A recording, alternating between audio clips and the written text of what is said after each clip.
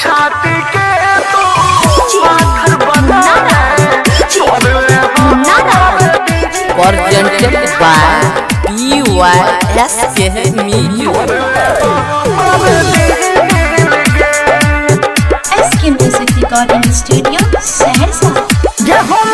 भर दिन तोहार पोछ बकियो तोरा अपन बनाबैला पोछ कटियो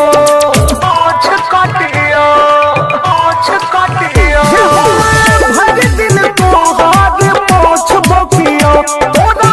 अपन बनाबैला पोछ कटियो भेल तोरा कहियो फील गे छाती के तू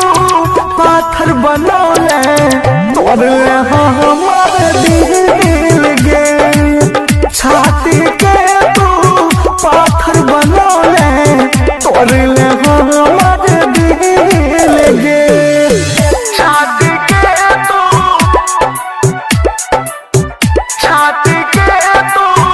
पाथर बनौले तोरे हमार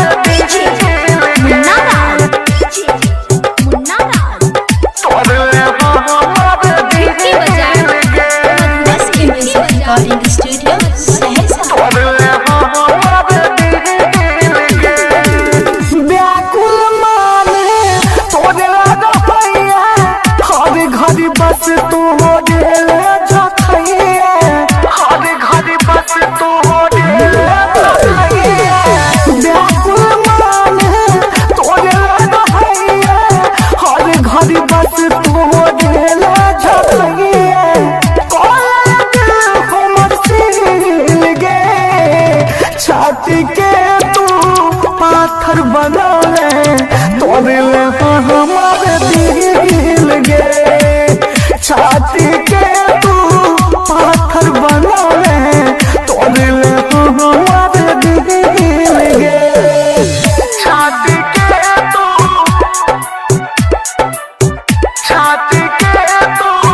पाथर बनौले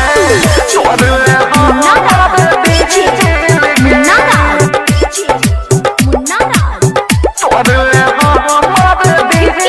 SK Music Recording Studio, Saharsa.